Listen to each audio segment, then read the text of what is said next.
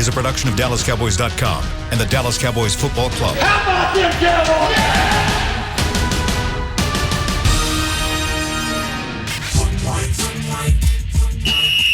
Let's go, baby. Are you ready for a break? Yes. Are you ready for a break? Absolutely. Ready for a break? Yeah, and so much for that. It's time for The Break on DallasCowboys.com We were on the break. with Nick Eatman, David Hellman, Ambar Garcia, and Derek Eagleton. It is Monday, September 13th, 2021, Season 17, Episode number 19. Welcome to the latest edition of The Break live from the SWBC Mortgage Studios at the Star. Nick, give me a 19. Keyshawn Johnson. Keyshawn Johnson now doing radio for ESPN. I could have probably done better than that, huh? Miles? There's a few, yeah. Amari Cooper, maybe. I mean, but Amari Cooper. You can't go with the current guy. Yeah, do current you guys. need to like John Jett, like the Yes, punter. always You gotta be need to another bring guy. it back. Yeah, I need a guy from back in the day. Yeah. Not a current guy. All right, we got a lot to jump into today. We are coming off the NFL's week 1 of the season. Yesterday was a full slate of games. It was actually nice to sit back and actually watch football all day on a Sunday because the Cowboys game was over. But we'll start getting you guys ready this week for week number 2. But today we're going to kind of do a little bit more of unpacking what happened last week with the Cowboys. I wanted to start first talking about some news items. La'el Collins, we find out at the end of last week, has now been suspended for 5 games, or at least that is what's being reported, for violating the substance abuse policy. What should Dallas do at right tackle? Well, sorry, you kind of glossed over. There's a lot going on with the La'el Collins things, more than just that. Now, if he does miss 5 games, I mean, he's going to miss some time. Okay, well, back us up then. Tell us what's going on. I want Dave to, because I mean, this has got about 12 layers to it. Okay. There's a lot happening here, and so by the time, I would imagine by the end of the day, there'll be some different things shaken out here. There's just a lot of dots to connect. There's an appeal process here. Did the NFL jump the gun? Did they announce something that they should have? Should he be suspended at all? I'm telling you, there's a lot happening here. Nick's trying to be nice. I think the Cowboys are pissed. I mean, and I don't have information for you that can get to the bottom of it. It's obviously a very murky situation, but this whole thing is weird. And the team's pissed. I'm sure La'el is pissed. And I don't know. What for are they sure. pissed about? That, like, whether or not the NFL jumped the gun, whether or not La'el Collins needs to be suspended for 5 games. And I mean, I don't. Have you heard something new since Friday? Because I haven't. No, not really. But there's just, like with anything in life, COVID is also factoring into this too, because just with COVID, there's something about a COVID protocol that he could have been on that changes. Again, we're supposed to know the information, and I apologize that we really don't. I don't know as much as I should. I'll tell you this: there are a lot of moving parts in this. Let's just say that he is suspended because he got a game to play. The NFL moves on, and he probably won't play. But I just know that this is probably not as much as the Zeke thing was back in 2017, where it was on, off, but it's got that kind of murkiness to it. I've asked a couple of people, and I've kind of got that stiff arm, like, don't even go there yet. There's just so much to. We are supposed to know these things, but this is a situation where I don't feel bad about not knowing. Like, it gets weird with these like league team conflicts. I mean, remember how much legal reading we had to do to even try to decipher the Zeke stuff? Yeah. More than I ever want to. And nobody on either side wants to help you in this because it's a legal issue and all sorts of, weird stuff going on that they would probably rather people aren't snooping into. So this is a situation where it's hard to get answers, but I am curious to see where it goes. Yeah. And so I guess what I'm taking from this is 5 games may not happen. Right. At this point, there's still just a lot up in the air, and there hasn't been a final resolution to whatever the issues are on both sides. But I don't want to give people, like, it's kind of like Zach with COVID. Like, whoa, Jerry said he might play. Yeah. Like, I don't want to give people false hope. Like, well, Dave and Nick said it's going to be less than 5 games. Like, I don't know that. And if I know anything, the league is very stubborn and firm about like not Very going true. back Even when on they're wrong. Right? No, Even when they're wrong, they by will the go way. down with their ship Yeah. in an effort to not look wrong. Yeah. They do it all the time. So, maybe they completely screwed La'el Collins over. I don't know. Maybe La'el screwed this up. I don't really know, but I have a hard time believing the league they're going to do everything in their power to not backtrack on this, if I had to guess. Yeah, and I think the reason why all that's important is to go back to your question, because if it's just a straight 5 games in the story 5 games, then you make a different decision. If it's maybe not, if it's maybe 1, if it could be 2, it could be back and forth. Now I think you have to. Okay, paint both those scenarios. Let's assume for a second 5. It's 5 games as it's been reported. What happens? What do you do at right tackle? And let me be clear. I'm asking you, what do you, Nick and Dave? What would you do at right tackle? I hate that answer because what I do doesn't matter. No, it matters for the sake of a radio show. We're talking. We're supposed to give opinions. Tell me what you would do in the instance that this was a 5-game. If it was me, I would have gone to Zach Martin on Friday and said, I'm sorry, man. I know you don't want to do this, and it sucks. Like, it's a bummer. We're 1 game into the season, and we're already dealing with this. But if we're going to not have LC for 5 weeks, I'd like you to start practicing at right tackle. Have we thought about maybe making him a manager? That was actually a good way to do it. Like, come on, sit down. Like, I really need to talk I'm to just you. as unhappy about this as you right. are. I know that you're not going to like this, but this is what we got to do for the team. Dave Let's could be do the it. Let's Turk. go together. We can get this done. That's what I would do. Yeah. I don't Okay. think the Cowboys will, at least not yet. I would start Terrence Steele at right tackle, and I would have Zach Martin at right guard. So I think that's what I would do. Why? And I think I'm looking at this matchup more than any of the matchups. Okay. I'm looking at this one.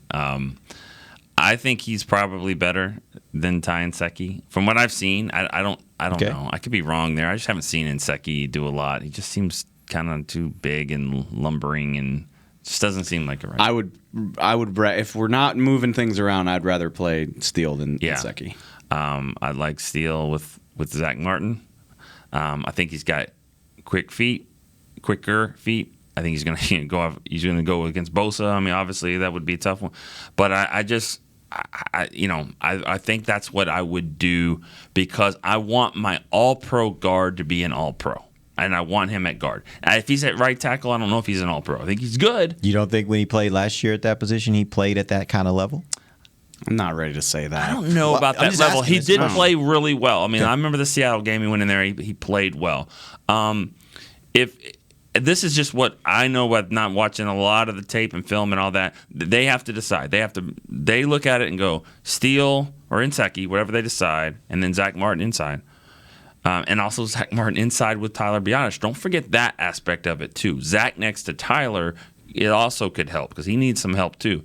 They have to decide what's better between that or McGovern staying where he is, give him another good start there, and then sliding Zach Martin out. I mean, Joe Philbin's a really good offensive line coach, and they'll weigh all those pros and cons. I think it's close enough that we can debate about it. I think we all agreed that McGovern had a good week last week. So how does this factor into the whole concept of getting your best 5 on the field? Because I think most would probably agree McGovern is a better guard than Steele is a tackle. Okay. I think that's the genesis of the argument. That's why people are talking about this. Is if McGovern can go out there against Tampa's front and play as well as he did, then it stands to reason that he can hold his own in there as an every down starter. And he did it for 8 games last year, and for the most part looked pretty good. And people are, for better or for worse, people are scarred by what they saw from the right tackle spot last year. And that's a big part of it as well. Is they're just like, I've seen this movie PTSD before. is real. Yeah. Oh, It's But- real.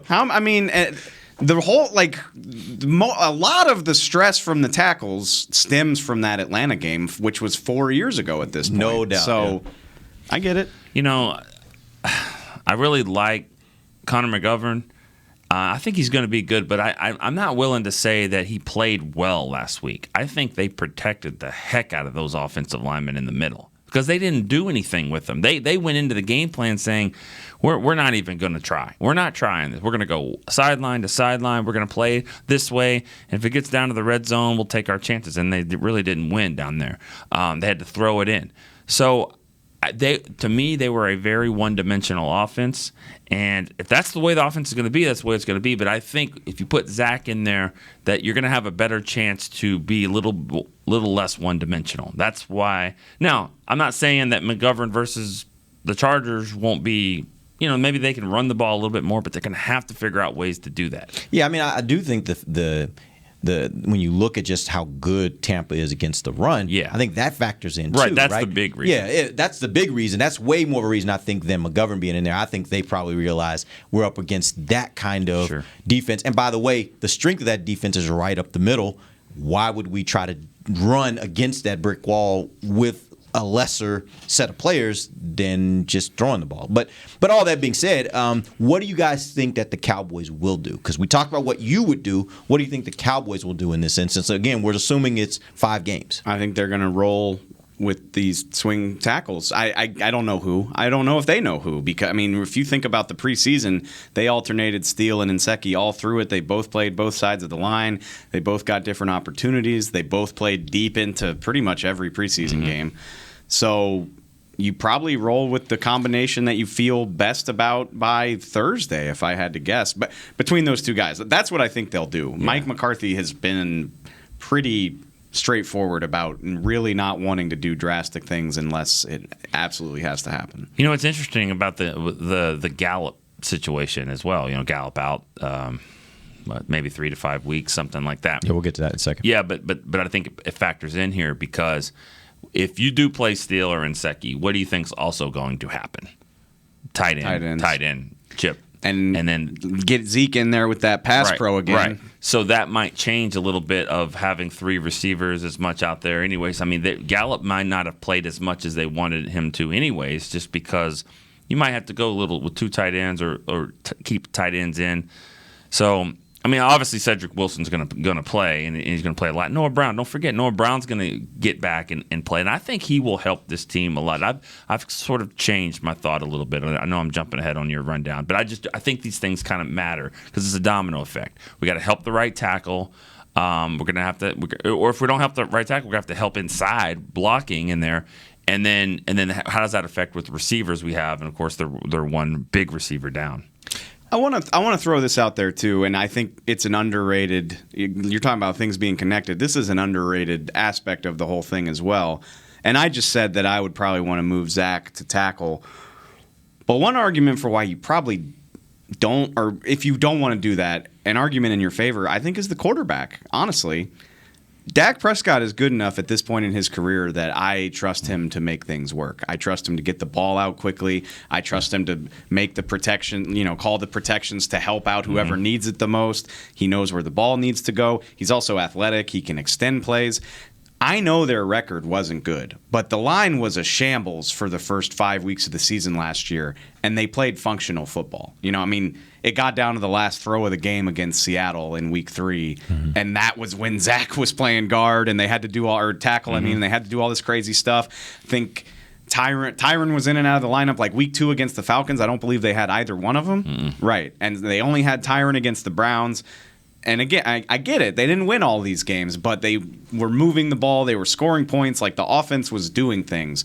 And so I think that is something to consider, is that a quarterback of Dak's caliber, it doesn't all need to be perfect the way it did when he was a rookie or in 2017 or even probably 2018. I think I trust him so much more to make it work with less than I did even 2 years ago. I've heard Romo say this: if there was a weak link on the offensive line, make it be the right tackle, because I could see that. I could figure it out. I could see him coming, and I could, of course, he could see the left tackle coming too. I don't know, but he had eyes everywhere. He could do that. But I mean, and I think Dak is even better than that, better than Romo when it comes to eluding that kind of stuff, stronger. So, I mean, I think I'm going to reiterate that about him in the right guard. I think he helps, and I think he'll help Biotish on this side. I think he'll help the right tackle. So I think I would probably keep it and then go with my best guy on the right tackle. And I just think from an athleticism, I think it's Steele.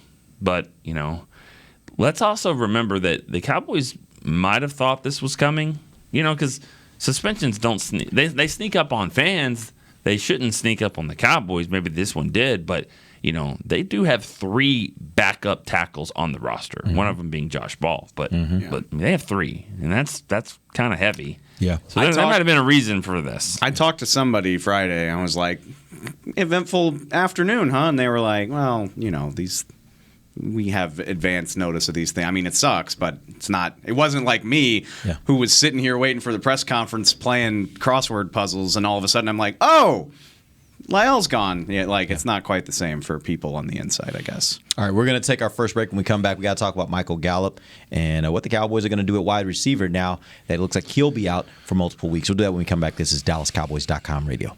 Before there was a draft, you could size up a cowboy by 3 simple factors: the crease in his hat, the bend of his brim, and his unbending attitude. A man Stetson didn't just protect him from what life threw at him, it projected a rugged, unstoppable spirit. Stetson hats are still American-made with pride right here in Texas. They're still the unofficial crown of all self-respecting cowboys, and Stetson is proud to be on the field with America's team. Find a retailer nearest you at stetson.com/cowboys. The Cowboys way, where 16 Hall of Famers and 5 championships shows us what success looks like. Where turkey is always the second best part of Thanksgiving Day. Where we are all defined by one single thing, the star. Where we as fans know it's our job to keep the tradition going. Bank of America is proud to be the official bank of the Dallas Cowboys and to support the quest of living life the Cowboys way. Copyright 2020, Bank of America Corporation. Want to use what the pros use? How about the official men's skincare brand of the Dallas Cowboys, Jack Black? Right now you can get the Jack Black Starter, a curated collection of Cowboys locker room favorites for just $10 with free shipping. The starter includes 4 Jack Black skincare favorites plus a full-sized intense therapy lip balm. Go to getjackblack.com/cowboys and use the code word TEAMJB. That's getjackblack.com/cowboys. The Jack Black Starter, $10, free shipping. Honey, big news. Gary, are you okay? Oh, I'm not Gary anymore. I'm Jackie Flash. What? See, I want the latest smartphone, but the best deals are only for new customers. So, to get a new customer deal, I changed my name to Jackie Flash. Okay, but the best smartphone deals at AT&T are for everyone, new and existing customers. That's huge. Then guess who's getting a deal? Is it Jackie Flash? Jackie Flash. It's not complicated. At AT&T, our best smartphone deals are for everyone. Restrictions apply. Visit att.com for details. Back to the break. Hey, everybody. Fan of the year. It took me a second to find it. I found it. Fan of the year. Does your Dallas Cowboy fandom go beyond the game? The NFL Fan of the Year contest presented by Captain Morgan is back, and we're relaunching the search for one extraordinary Cowboys fan who is a positive influence and inspires others through their love of the game. Nominate yourself or others for a chance to win a trip to Super Bowl 56 in Los Angeles. Nominate today at DallasCowboys.com. Fan of the Year. That's NFL fans. There we go. Welcome back to the second segment of the break, live from the SWBC Mortgage Studios at the Star. We talked about La'el Collins. Now we got to talk about Michael Gallup. That news also came out on Friday. He was injured in the Tampa Bay game. Sounds like he's going to be out for multiple weeks. Do we know exactly how long, or is this just kind of right now he's going to be out multiple weeks? Definitely won't be playing this game. The early prognosis was 3 to 5, but maybe they were cagey about the La'el thing. Like, nobody wanted to talk about anything like that on Friday. Like, Mike McCarthy didn't really give us much of an updated timeline on that. Yeah, but it was 3 to 5 is what I've heard, and I haven't heard anything different yet. So yeah, I mean, you can't go off what players tell you. I've been burned by that in the past. Oh yeah, and you can't go off of basically what they're looking like. Mike looked fine leaving. Fine. Like, we were down in the tunnel waiting for post game, and they're all filing back into the locker room, and he didn't look like he was limping. He seemed like he was in good spirits, which you're right, because I saw that and I was like, okay, he's fine. And then Friday morning, it was like 3 to 5 weeks. Right. So I have a hard time thinking like 5-week injury. I just, now. What did it feel like when he woke up will be the difference. Right. Too, right? And it was kind of initially like an ankle sprain, but then it's a calf sprain, and, that's, or calf strain, whatever the same. But, I mean, that's that's a different injury. So we'll see how they rehab it. It is inside joke. Nick knows all about calves. Like it can linger. We talked about it. It's almost an outside joke now. It's been talked about. Yeah. I hurt my calf. It still hurts 2 years later. Let's not compare me to any NFL athlete because I'm not an athlete, and they are. So, but it does factor in your evaluation of injuries. Like, I'll tell you the difference, though. Michael Gallup's not going to be a dumbass and run on it 3 days later. He's not going to do that. These NFL guys are a different breed, man. Brett Brown is going to make there sure you he go. doesn't do that. And be like, get your ass on the training table. That right there is the reason why he won't. All right, so tell me, how do the Cowboys adjust to this? What do they need to do in his absence? And you started talking about this a little bit, Nick, but what do they need to do here? Well, I think Cedric Wilson's been ready for it. I mean, he's got more reps with Dak than probably anybody. He's a member of the Dak Yard, club. Mm-hmm. So he goes out there and does that, and I think he's got a good rapport with him. We saw it in a couple games last year too. So I think Noah Brown will help. Also, I've kind of done a 180 on my thoughts on Noah Brown. He's impressed me. To the point where, because I think he's playing like a big-bodied receiver. They tried to do a tight end stuff with him. No, he's a big-bodied receiver. He plays that way. He's made some contested catches. I agree with you. I love that Dak Yard is a thing, by the way. I love that. It's a fantastic What an nickname. outstanding. I didn't come up with that. Somebody did it. That was amazing. That's a really good thing. Dak Yard football. I agree with you. Noah is playing more like a big-bodied receiver, but I saw they were talking about Jarwin's missed block on the option play on the goal line, and Zeke's mom on Twitter was like, I know a guy who could probably make that block, and I was like, I see what you did there. Did she spell it that way? Yeah.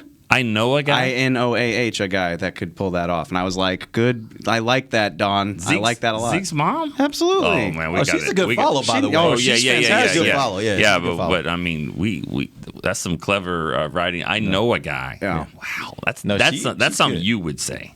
Thank you. That's high praise. You would do that. You would do that. That's good. But she's a good follow. She's a really good follow. I mean, I don't want to downplay. Like, it sucks if Mike's going to be out. He's a very good player, and that sucks. But this is a situation where I'm like, well, this is why you kept these guys. This is why you weren't trying to shed salary and keep Simi Fehoko. Like, yeah, I mean, Cedric Wilson probably has caught more balls from Dak Prescott than anybody on this team, if I had to guess. Noah's been here forever. They know the offense. Cedric's got some inside-outside flexibility. The big thing for me, like, if I'm thinking about it, I'm like, okay, Cedric's probably first man up. Do you want him in the slot more with CD outside, or do you want CD outside, or do you want to move Cedric outside and keep CD in the slot? Probably do a little bit of both. Mm-hmm. But I'm not worried about that at all. Like, that is an injury that you should be able to absorb. That's why you kept two veteran, arguably, quote-unquote, overpriced receivers on the roster. Again, Dak Prescott's at a level where he's still got CD and Amari, so just fill that in with what you got, and I think they should be fine. So let me go ahead, Nick. I was just going back to that thought about Noah Brown out there on that play. Mm-hmm. Noah Brown is a much better person to have out there because he's a receiver. I mean, he's physical. He changes how the defense is going to match up, right? Right. Now, because you could be right on him, they could be pressed on Jarwin and then get by him for the block. But if you try that, Dak could change it and say, wait a second, he thinks this corner thinks it's going to be a run. I got Noah. Noah can beat this guy. So, yes, I think Noah could do a much better job. I think we all could. I mean, somebody can get a hand on the guy. You know what I mean? And this isn't the first time we've seen Jarwin miss in the open field. That's not his thing. Well, blocking is not. No. These tight ends aren't the greatest blockers. Yeah, we know that. But I think we were always kind of worried about the defensive end approach. Like, they're not going to be very good if they get overpowered. But we're seeing them struggle more with corners and safeties knifing their way behind in space. So that's where I think Noah Brown would have been better there. It's not a crazy stat line, but Cedric caught all 3 of his targets for 24 yards the other night. He blew up against Seattle when they needed him. I wish Michael Gallup was healthy, but I am not sweating this the way that I'm sweating not having La'el Collins. The one thing I would ask about that, I agree with you that I think both those backup receivers can step in and fill in adequately. The one role I'm still wondering who's going to take is the guy that's going to stretch the field. Michael Gallup seems to be the guy that stretches the field for this offense. He's the guy that tends to get back deep and get those big balls. I'm not sure if there's another person. We've seen Amari do it some. I don't think that's really CD's game. So who's going to really stretch the field here? I'll bet you $10 CD could do it if you gave him the chance. He just hasn't needed to. I mean, he can go. I mean, we saw him all through training camp. He can go up and snatch the ball. Yeah. Like, he's great at it. It just hasn't been something that they've asked him to do. Amari's not. He's not the type to like box out, but he gets open with his route running. Like, I mean, both of those guys can do that. Like Michael Gallup is good at that, but. And it sounds like I'm talking trash. Like, I don't think he possesses this elite skill set that nobody else on this roster can do. He just plays the role by that. Yeah, he plays the role. But I think either one of those other two can do that if asked to. Yeah, I think Amari's has been one of the better deep threats on the team. I mean, he really can stretch the field. We saw it in that catch against Atlanta last year. We saw it against Washington on Thanksgiving. I mean, he can get by the defense. It doesn't look like it. He's moving fast. Amari's those long balls to him, it never looks as crazy because Mike usually goes up and kind of does his Dez thing, and CD's kind of got some of that to him as well. Yeah. Amari's just a step and a half behind the guy. Amari reminds me a lot of, and I know he's played 18 years and he's a Hall of Famer and all that, but he reminds me a lot of Larry Fitzgerald in the fact that his route running is so good and maybe not the fastest, but he gets it done, and he's getting it done for a long time. Now, he's maybe not as durable, and if he plays that long, I mean, that'll be amazing. But I mean, it's never really flashy until you look at the stats and you're like, wow, that's pretty amazing. Yeah. I mean, I thought, I said it before about that fumble that Dak had, and he lost the fumble and he picked it up and threw it to Amari. But Amari was where he needed to be too. I mean, Amari down at the goal line is a really, really good route runner. We saw it his first game. Was it his first game against the Titans when he came in? Mm-hmm. We saw that touchdown. I mean, he can be really good. So if they're not going to run the ball, if they can't run the ball, at least you got a guy down there that can win those quick phone booth type plays. Yep. All right, we're going to take our final break. When we come back, we're going to talk a little bit about this team's identity. We've been watching Dak Prescott do some pretty amazing things going back to last year, and the question for these guys is, has the identity of this team changed? Are they now a passing team firmly and no longer a team that relies on the run? We'll talk about that when we come right back. This is DallasCowboys.com radio. Hi, I'm Clint Tillison with United Ag and Turf. Before you can park yourself in front of the game, park yourself in a John Deere and power through your chores. Our Land Run package is a 1025R, 25 horsepower tractor with a loader, rotary cutter, and a box blade for $229 a month. And the price you see is the price you'll pay, no surprises. So don't miss another kickoff. Visit UnitedAgAndTurf.com. Offer ends February 1st, 2021. Restrictions apply. See dealer for details. Now let's get to work. Honey, big news. Gary, are you okay? Oh, I'm not Gary anymore. I'm Jackie Flash. What? See, I want the latest smartphone, but the best deals are only for new customers. So, to get a new customer deal, I changed my name to Jackie Flash. Okay, but the best smartphone deals at AT&T are for everyone, new and existing customers. That's huge. Then guess who's getting a deal? Is it Jackie Flash? Jackie Flash. It's not complicated. At AT&T, our best smartphone deals are for everyone. Restrictions apply. Visit att.com for details. New Dr. Pepper Zero Sugar. You deserve it. I do deserve that. You deserve decadent flavor without sugar. And a day at the beach without sand getting everywhere. And a relaxing bath that your children don't interrupt. I deserve all that? It's really just a visual metaphor for Dr. Pepper Zero Sugar. Everything you want, nothing you don't. A visual metaphor on the radio. I do deserve that. Dr. Pepper Zero Sugar. The zero you deserve is finally here. Before there was a draft, you could size up a cowboy by 3 simple factors: the crease in his hat, the bend of his brim, and his unbending attitude. A man's Stetson didn't just protect him from what life threw at him, it projected a rugged, unstoppable spirit. Stetson hats are still American-made with pride right here in Texas. They're still the unofficial crown of all self-respecting cowboys, and Stetson is proud to be on the field with America's team. Find a retailer nearest you at stetson.com/cowboys. Back to the break. Bring some Cowboys game day energy from the Dallas Cowboys Rhythm and Blue dancers or drumline to your next event. For appearance and performance details, visit dallascowboys.com/DCRB. Welcome back. Final segment of the break, live from the SWBC Mortgage Studios at the Star. Let's talk a little team identity. This team, from the time that they drafted Zeke Elliott, was a team that I think we all, well, I would say I certainly thought, I would assume you guys thought was a run-first team, that they were built around the offensive line and the running back. I think over the last year, going back to the games last season that Dak played before he was hurt, and then what we saw in Week 1 against Tampa Bay, to me it has become apparent that this is a team that is a passing team. The pass sets up the run. They rely on the pass far more than they rely on the run. Do you guys agree with that sentiment? I think I made that switch in 2019, honestly. That's when I really, and maybe, down the back half of 2018, when Amari Cooper got here, a switch flipped. And I think Amari was a big part in jump-starting that because Dak absolutely needed a receiver of that caliber.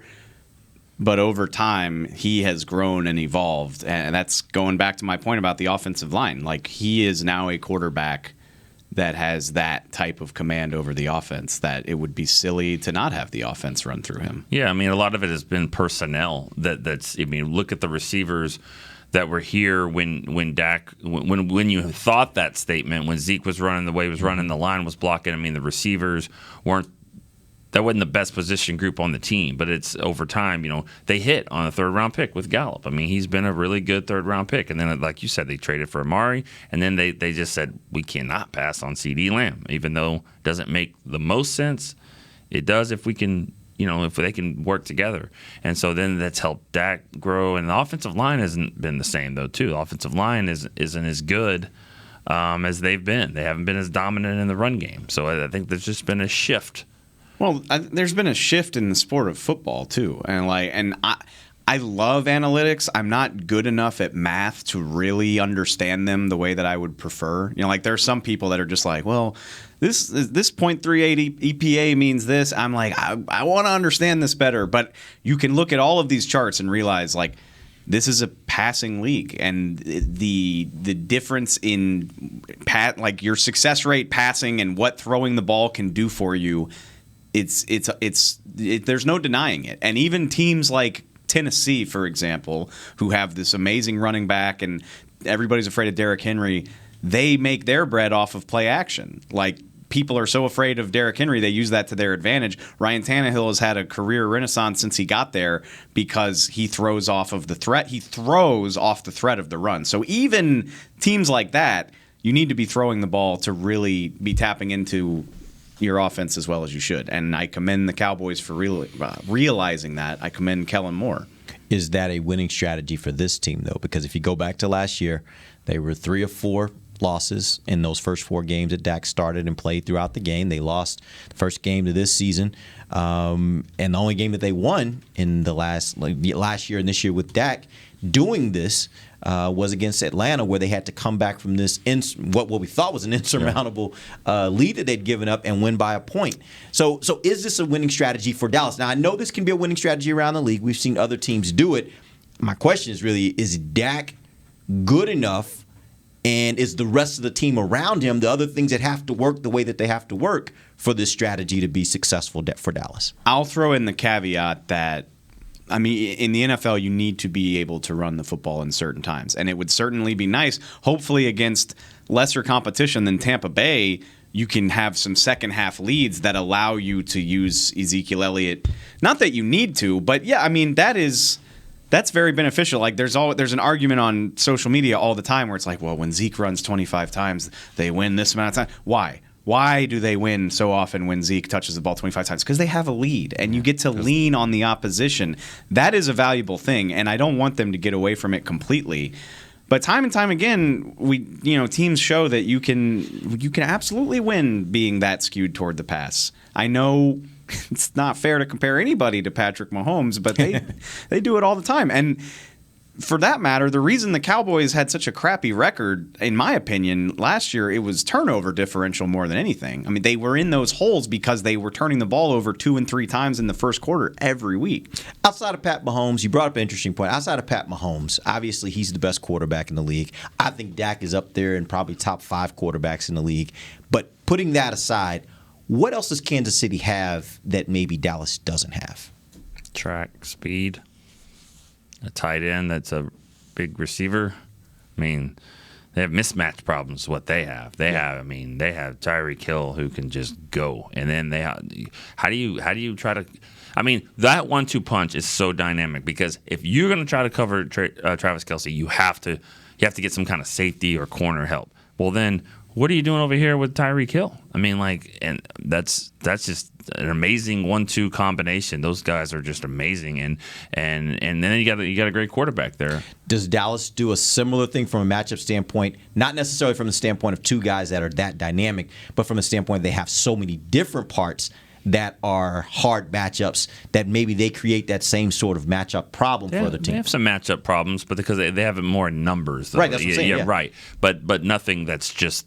I said this before. They don't have anybody that's in that top 5 of their position, other than guard, and now we're maybe moving him to tackle, which I don't think he'd be a top 5 tackle. I don't think. I don't want to doubt him. I won't bet against. I don't want to bet against him. him. I don't want to bet against him. But I mean, 32 teams decided that he was a guard, so I mean, I think he can play it, but I think there's a reason they could be special at guard, and he has been. Yeah.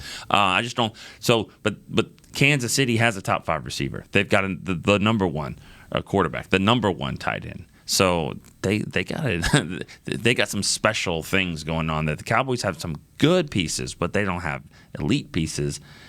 Dak's getting there though at quarterback. He just is, but they've got to show that the defense is going to have to help him as well. I think it sucks that Michael Gallup is now hurt for a few weeks, but the sum of all the parts, I mean, Travis Kelce's the best tight end in the league. Tyreek Hill, I mean, did you see him yesterday? Unbelievable, ridiculous. But he does it every week. Yeah, but I think if the sum of all the parts is on Dallas, I'll put it up there against Kansas City all day. They don't have something as freaky special as Tyreek Hill, but. I mean, they got 3 guys that are going to get open against almost anybody. And you're asking me this, and I think that's why I was so excited on Friday, is they played unbalanced football, quote unquote, in the traditional way. I would still argue, again, you can create hidden rushing yards. Like a third of Dak's pass attempts were basically rushes when you think about screens and stuff like that. But they were as unbalanced as we've seen them in forever, and they came right down to the wire against one of the best defenses in the NFL. That is incredibly impressive to me, that by the third quarter, Tampa Bay had to know exactly what was coming, and they still couldn't stop him reliably. Obviously, Dallas lost the game. We get that. But they were almost 50% on third downs. They scored 29 points. The red zone, not good enough. That's got to be better. But that is such an encouraging thing to see against such a stout defense, in my opinion. But let me play devil's advocate here, because when you look at a team where they got 4 takeaways, they won the turnover battle by +3. They also won time of possession by a huge amount. I think it was 34-27 to 25-33.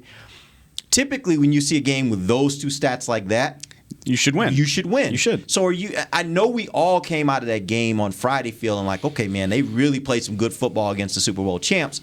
But when you look at those kind of numbers, it makes you say, well, they really should have won that game going away, you would think, when you see those numbers like that. Are you at all concerned about the fact that they may have put out their very best game and that wasn't enough?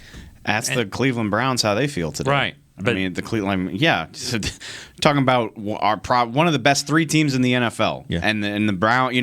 You could tell if you watched that Chiefs-Browns game. The Browns were like, we are here to make a statement. This is the team we know we've got to beat. From the very beginning, they were like that. I mean, they went for 2 on the first possession. They were throwing haymaker after haymaker. They lost. Yeah, it sucks. This is a tough league. Yeah, and those 2 teams, those are the top 2 teams that played in the Super Bowl, and so. For us to sit here in week 2 and say, okay, well, it doesn't look like the Cowboys are better than the Super Bowl champs right now. Well, okay. We didn't need a game to see that. We didn't think that was the case, But, you have to bounce back. You have to bounce back and show it here. I've said it numerous years, and I'll say it again. That's why week 2 is so important. You've got to go out there. You've got to establish yourself. You can't be in that 0-2 hole. And if you look at what they're doing on social media, the Chargers, you don't want to take an L to them. And what they've got working in over there, because if they're going to do that to Washington, just think what they'll do to the Cowboys. Their social team was probably brainstorming for our game in June. I'm guessing they got some options. You're so right, Nick. Even know what I'm talking about with what they did? No, I didn't. Oh, okay, but I've seen some of the other stuff they've done. I mean, I know. Yeah. As you said that, I was like, I'm going to go look at it, but I can pretty much guess that they did something pretty crazy.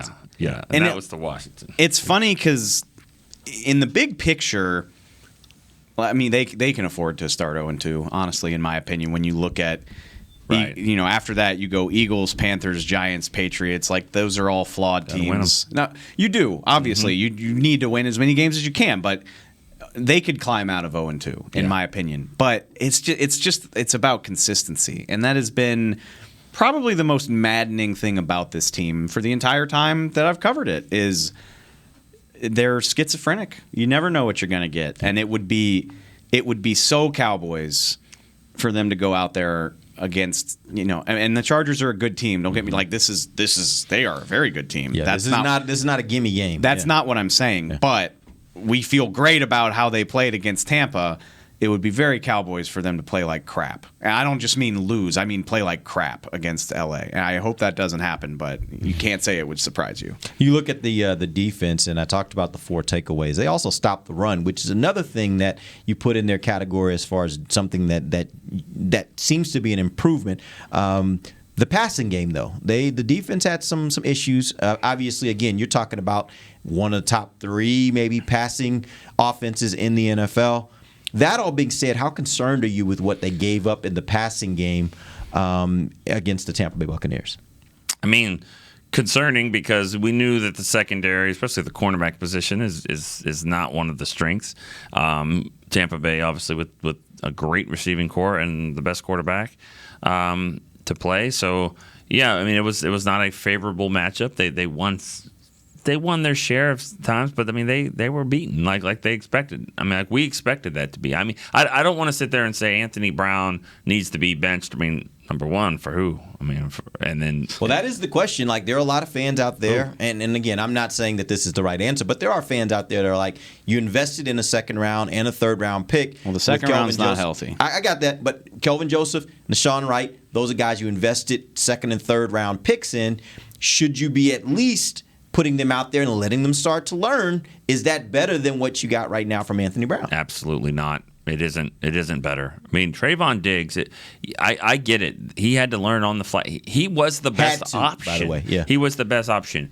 I don't think Nashawn Wright is ready for that. Anthony Brown is a solid player. He is. He's a solid corner. That he's versatile. He can kind of go inside, outside. No one's thinking he's gonna, wondering when he's going in the Ring of Honor. No one's wondering about that. He's not going to be a Pro Bowl player. That's not what he is. He's a solid guy. And to assume that there's just so many guys that are better on the street or better on this team is just not here. Maybe Joseph, when he gets healthy, your best. If he was healthy, he wouldn't be playing over Anthony Brown. He hasn't shown that. And that's it. I agree with everything you just said about AB.